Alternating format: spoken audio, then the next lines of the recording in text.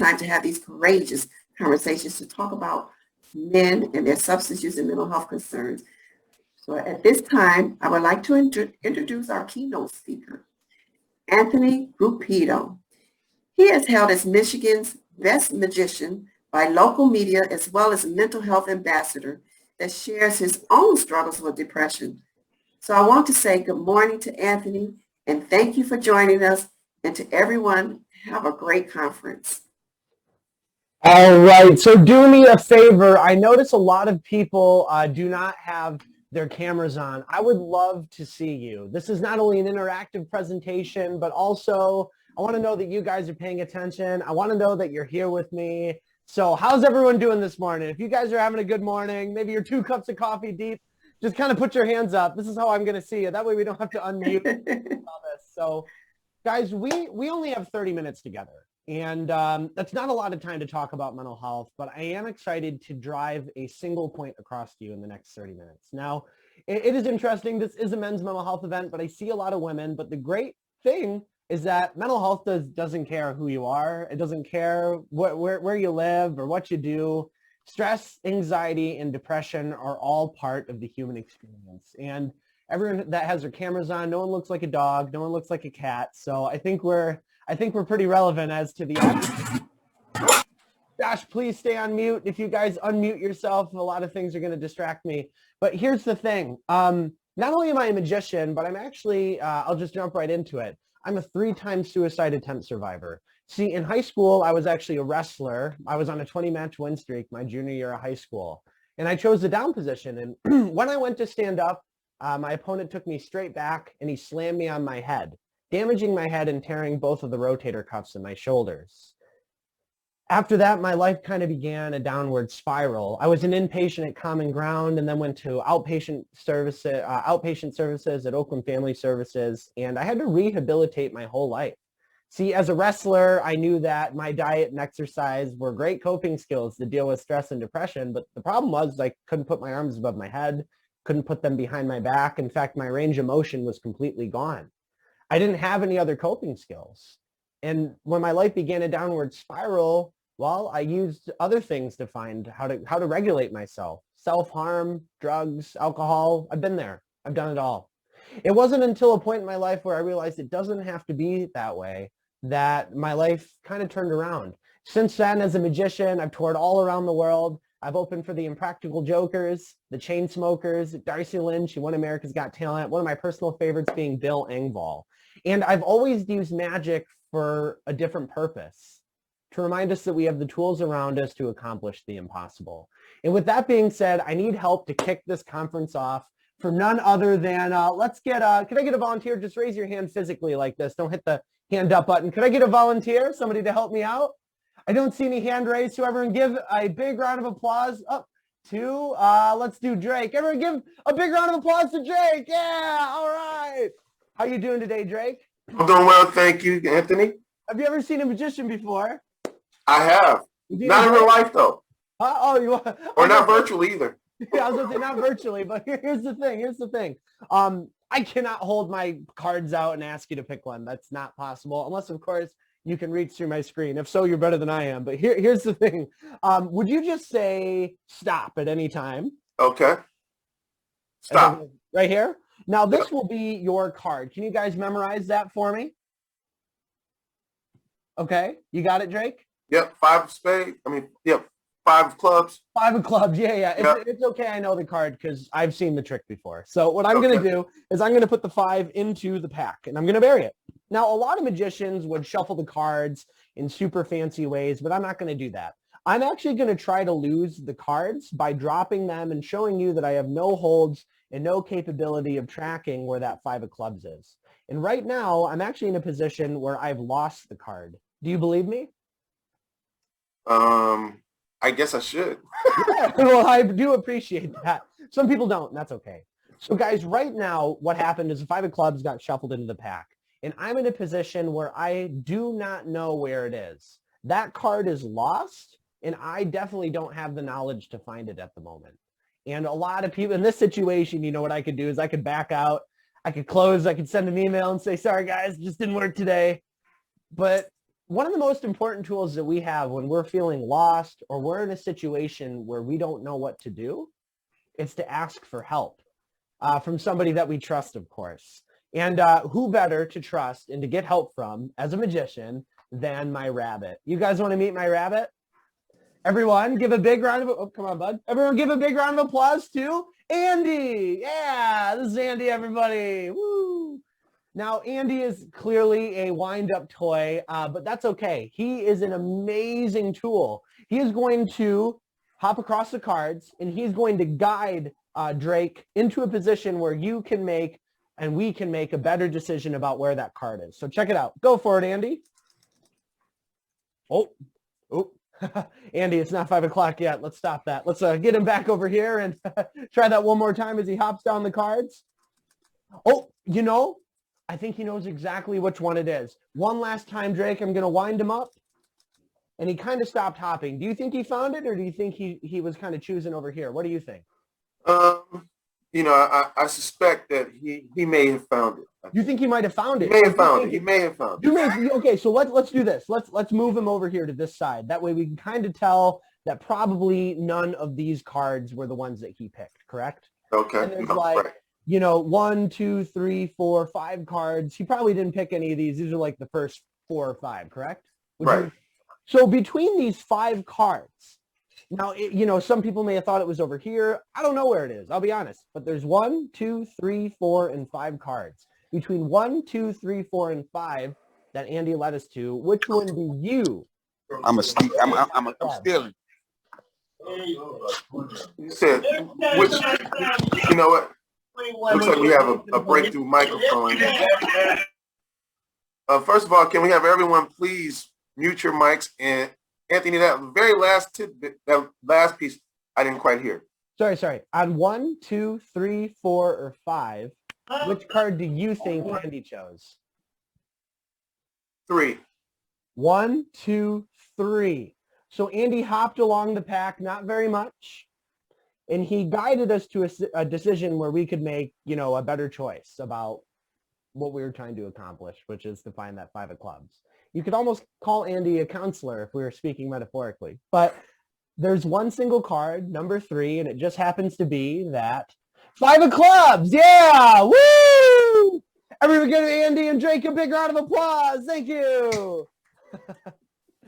So that's what I'm talking about when I say that we really do have the tools around us to accomplish the impossible. Now, Andy is on work experience, so I'm going to place him away, but that's what we're going to be talking about today. You know, asking for help and tools that we can use to deal with our stress, with our anxiety, and of course, our depression. Now, I'm going to take you guys over to a PowerPoint here, and you're probably wondering, you know, what exactly are we learning today?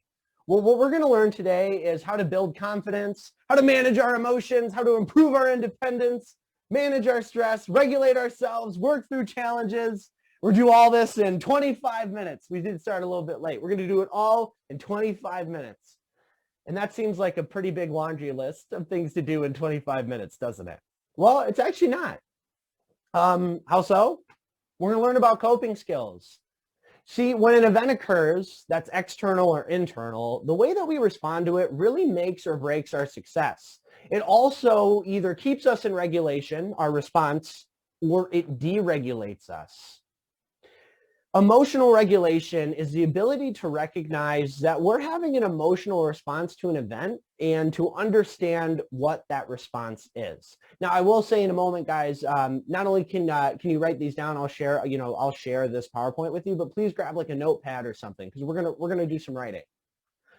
Emotional dysregulation is the inability to manage your social interactions, to identify and label emotion experiences.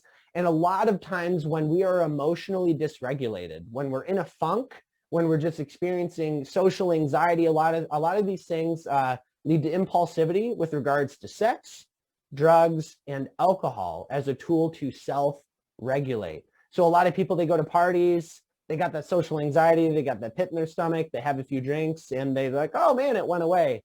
Well, it didn't go away. There's a science behind it. Now, a lot of people talk about coping skills. And I remember in high school that we had these lectures. And they're always like, you got to work out, you got to eat right, go for a walk, journal. I'm like, okay, that's pretty baseline. Like, what does that even mean? And they're like, guys, 9 out of 10 people, they start throwing these facts at you. 9 out of 10 people who, die by suicide, they have this treatable illness at the time that it happens. And I'm sitting here and I'm like, what can we do with that? I can't do anything with this data or anything with these facts. There's nothing that I'm learning here. A lot of coping skills that I didn't know were coping skills that nobody ever talked to me about were drugs, were alcohol, were self-harm, and even overworking. All of these things are bad and negative coping skills, but they are real and, they are ways that people react to different events in their life. Now, the coping skills that we're going to learn about today are asking the right questions, setting boundaries. And these two in the next 20 minutes are going to be just so powerful for you. So I'm very excited to introduce why we ask questions. Now, asking questions is so powerful. I'm not talking about to other people. You're not asking a teacher or your boss. I'm talking about asking questions to yourself, to shift your mindset to be able to look at a situation or a relationship. This isn't always love. This could be friendship in a different perspective. A relationship you have with work, with a coworker, with your wife, with your kids. These are all relationships. Also to challenge our beliefs and to set goals around our new beliefs.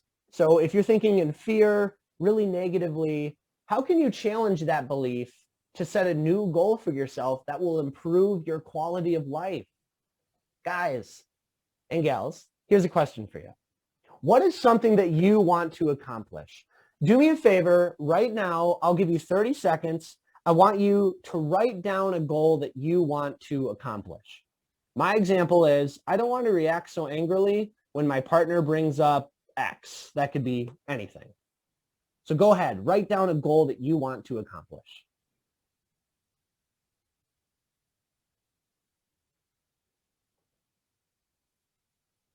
And I'll give you guys about 10 more seconds.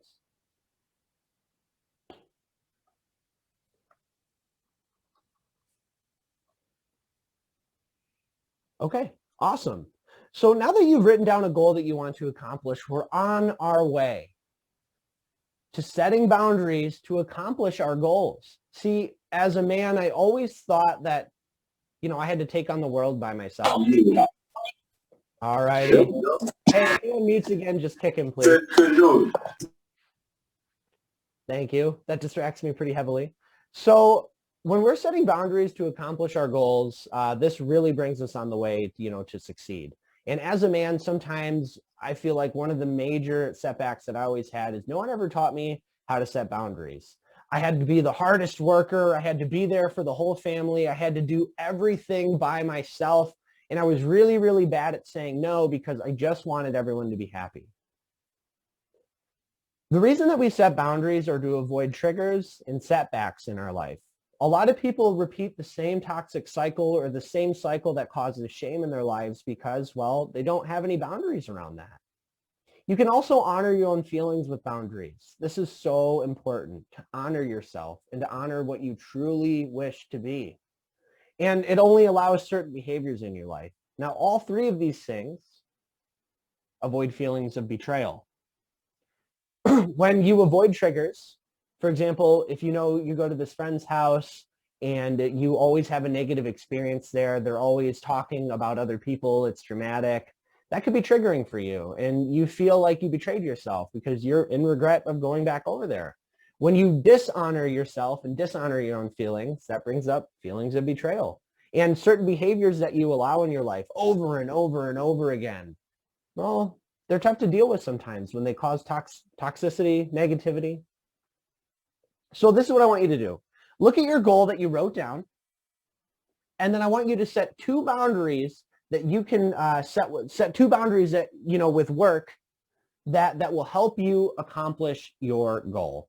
So for example, I do not answer anything after 5 p.m. No ifs, ands, or buts. I don't care. Nobody's in a rush. I'm a magician. So after 5 p.m., I will not check any emails. I'll give you guys 30 seconds to list those 2 boundaries. Go ahead. Let's write them down.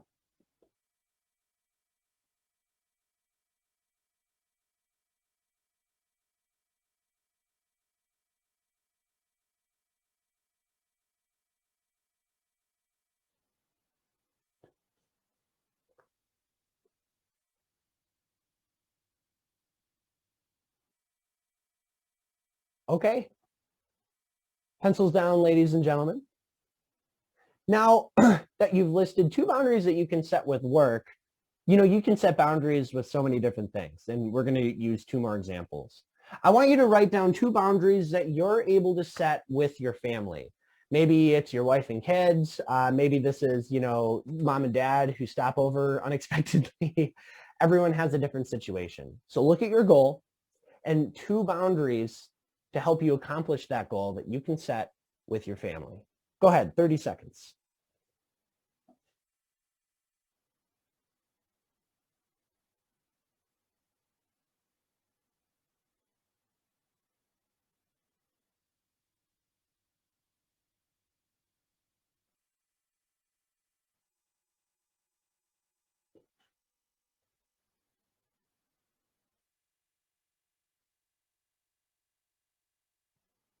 I see people writing, so thank you for participating. And unfortunately, just due to the time, that's all we had for that one. So pencils down if you can. And those 2 are easy, I bet. It's really easy for me to say, after 5 p.m., no more emails. After 5 p.m., I'm not working on my computer and doing things like that. Like, I'm in the zone. I got to go enjoy my life. And with my family, it's easy to say, no, mom, I can't see you this Sunday. I've worked. I want to go see my friends. I see you every week, every day. Hear from you all the time. It's so easy to set boundaries with other people. But setting boundaries with ourselves, that's tough. That is really, really tough. And I'm not talking about just naming those boundaries. I'm talking about following through with them. Now, look at your goal again. Read it to yourself. And then ask yourself, what are 2 boundaries I can set with myself that will help me accomplish this goal? So if I want to be in bed by 10, if that's my goal, you can bet I'm not looking at my phone at all after 8 p.m. I'm settling down on the couch, drinking some tea, getting ready for bed. So go ahead and write down 2 boundaries you can set with yourself, and you'll get 30 seconds. Let me figure out who's speaking on here. I should be spotlighted unless somebody changed that. I'll jump back. Okay, I'm still spotlighted.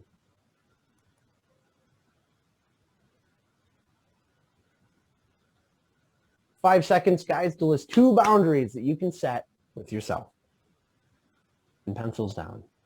So I hope you guys really did follow through with that writing exercise. It is super important to be able to do this. Why? Because so many times we try to map out all these crazy ideas in our head, and it's kind of hard to do that. Writing them down is a great way to really be able to look at your thoughts and to assess them and identify them. And as you practice this, you can get more tough with your boundaries. You can go deeper and deeper and deeper into your work. Now, here is my last question for you. You don't need to write this down, but I want you to be honest with yourself. Are you following boundaries that help you accomplish your goal? A lot of people aren't. A lot of people, well, they break their boundaries. They allow people to break their boundaries.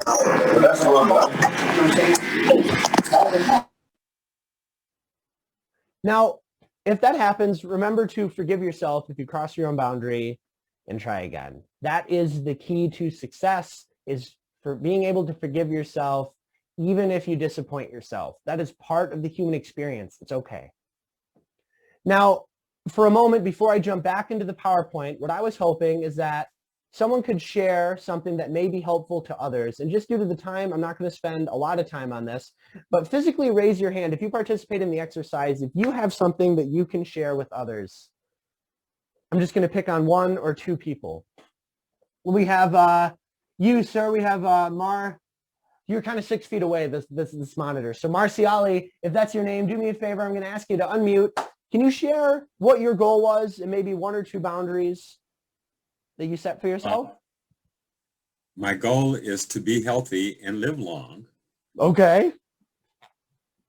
And some of my boundaries are, this is going to sound a little funny, but on Wednesdays, I'm going to play golf because that gets me out, that gets me walking, gets me exercising.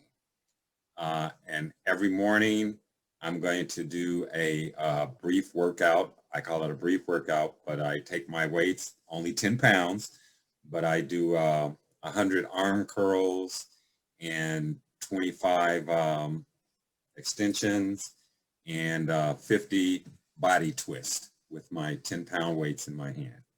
And that helps me be healthy. And you are following meditation every day. and you are following your boundaries to be able to accomplish this goal, aren't you? Yes. And that when you don't follow the boundaries, I mean, you probably is, I mean, sometimes you break them. Have you ever missed a workout or a golf day and you're just like, oh. Yeah. Well, like yesterday, I only got to play 9 holes because something came up and I had to leave. Yeah. But the important thing is clearly you're here. You didn't beat yourself up over it. And that's something that took me a while to learn. You know what I mean? I would have beat myself up over it. Oh, I didn't manage my time good enough for this or this or this. When in reality, life happens and you're doing the best that you can. And that's great, good enough. So, I'm going to give you a round of applause. Feel free to clap for this man. I do appreciate you sharing that. I'm going to throw you back on mute and remove you from the spotlight. Now, guys, I'm going to jump back into the PowerPoint for just a moment. And now that we've shared something that can be helpful to others, this is the most important tool that we have because there are times in our life where we run into crisis. I'm a 3-time suicide attempt survivor, guys, and these helplines are absolutely necessary to know. And for those of you who have stigma around them, let me break that for you. What you call 800-241-4949. It could be any time, they're 24/7. Well, then what happens? You get a robot? No. Someone answers, like a real person answers. And I actually tried this on this exact line before the conference today. Somebody answers and they try to help you. They determine your eligibility for services and define ones that you may be seeking. We're not always mental health literate and we definitely don't always know where to go. And believe it or not, a majority of people, especially younger kids, middle school, high school, and college age, cannot tell me the difference between a counselor and a psychologist. They think they're the same thing. Those are 2 very, very different things. The helpline is an amazing service or tool. Now, this is not for people, well, it is for people in crisis, but if you're not in crisis, you can still call to get your eligibility and find services and, really get on the path to your wellness. But if you're in crisis, they'll immediately connect you with somebody who can listen to your situation and make a more actionable approach about it. So somebody really is there for you 24/7 all the time.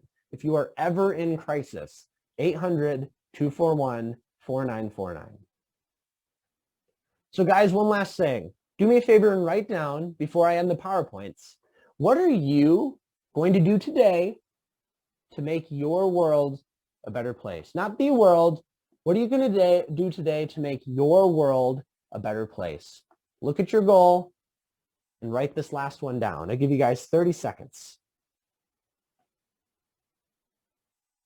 I'm gonna see Mount Rushmore.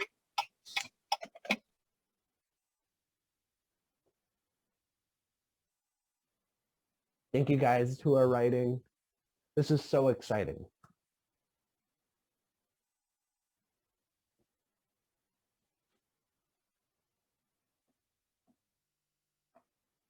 All right, 5 seconds. And pencils down if you can, or finish writing if you're almost done. So guys, we went through a very small workshop and kind of exercise that I really think will help you on your journey to your health and wellness. Being able to set boundaries to accomplish goals will really improve your quality of life. Being able to recognize that some of our coping skills and reactions to events really do not help us. Sure, they may cover things up temporarily and you might think you're feeling better, but the issue is when you practice these negative coping skills for 10, 15, 20 years, well, eventually they become really hard to unlearn, which, well, we don't have the time to do in the next 3-4 minutes here. So this is what we're going to do. Asking yourself the right questions is something that I want everybody to start recognizing, to challenge their beliefs. So when a situation occurs, or if they're trying to get out of something in their life, they can really sit down, be self-aware, and say, is this what I really want? Does it really have to be this way? Am I really feeling this way? Or am I just assessing the situation differently? We've all been there. I've gotten a text message. I've gotten pretty upset about it and found out that it came from a place of love later. I'm pretty sure everyone's been there. So to showcase our beliefs, challenging ourselves, asking the right questions, I need someone to raise their hand for one last magic trick. Let's see. Let's get here. Anyone want to raise their hand? If not, I'm just going to pull you on up here. So, all righty. Let's see. Let's get everyone give. Hi. How's it going? We'll do it. So actually, Joe, I see you guys are in the car. You won't be able to see this one, but that's Joe Zago, everybody. That's the guy. That's the guys right there. How's it going? So here, let's use Tom. Everyone give Tom. I'm gonna add you to the spotlight. What's up, Tom? Everyone give Tom a big round of applause. Yeah. Tom, I see so many smiling faces when you popped up. You either know somebody or they think you're handsome. One of the two. Awesome. That's good. Yeah, I know all of you, but So here's the thing, Tom. I need your help. I got my deck of cards again, and I am going to have you not pick a card, of course, because you can't. But I want you to do me a favor, and I want you to look into the deck of cards. Not the 10 of diamonds. Can you see the card pretty easy? Yep. Okay, so not the 10 of diamonds. That's on the bottom. That's my showcase card. But I want you to memorize one of these cards. Let me know when you have one. all right. Okay, so you physically saw the card and mentally you selected it. Now, what I'm going to do is my goal is to try to find your card. And I'm just going to ask you 2 or 3 questions that are going to help me make a better decision. So, for example, if I wanted to accomplish something in real time, I would ask myself these questions. So this is not too impressive, Tom, but the first question I'm going to ask you, by chance, was your card a number value? Not a letter. No. No. Okay. So that's 50-50. Whether I was right or wrong, you wouldn't have been impressed. Trust me. So, but here's the thing. I'm going to cut the deck of cards right about here. Yeah. It wasn't a red card, was it? It was. I thought so. I cut the pack and I'm looking at a card here. And in 2 questions, I was able to determine what I think would be your card and accomplish this goal of trying to blow your mind. Are you ready? Yeah, I'm ready. Your card, the Queen of Hearts? It is. Everyone give Tom a big round of applause. Thank you. Thank you. So guys, I wish we had more time together. I really, really do. But I've been through a lot in my life. And my goal is to help others. And yes, using magic to do that really is my mission. But for those of you who are out there who are struggling, hopefully you guys have the tools to kind of reframe what you're looking to do. Ask yourself these questions. Set boundaries in your life and hold firm. When you start setting boundaries in your life, a lot of things are going to get shaken up. Sometimes you're going to lose people who are close to you. But you know what? The people who respect your boundaries and the people who are really there for you, they'll be there. Those are the people that you want in your life. So I really do appreciate you guys bringing me here today to be your keynote speaker. I'm super excited to be able to speak to you guys even virtually, and I do miss all of you. I hope to see you again in person one day. I know we started a little late and I don't want to run over too much. So what I'm trying to say is thank you guys so much. Before I go, every time I do a magic show, I hear someone shout the word abracadabra. Yeah, I ask someone to name a magic word. And abracadabra is a really important word. It's actually the original word for creation. It means what I speak is what I create. And every single day, the words that you speak externally, we're always told to be nice to other people. It's so easy, isn't it? Well, the words that you speak internally are also so important. Speak positivity to yourself and speak positivity into the world. You never know what someone's going through. You never know what words they're speaking to themselves. Every time you say something, it affects the way that you look at yourself, that you look at other people, that other people look at you, other people look at themselves. And there's just too much negativity in the world to add to it. So every single day, choose kindness. Every single day, choose love. And for those of you who are just getting out of bed and doing what you can every single day, you guys are enough. You're doing such a great job. So let's make the mental health stigma disappear together. And everyone, you have a beautiful day. This is a great conference. So if you attended, I'm going to give you a round of applause. Thank you guys so much. That ends my 30 minutes, and I'll see you again soon. Thank you. Thank you. Awesome Fantastic. job, Anthony. Fantastic, bro. Awesome job. Fantastic. Thank you.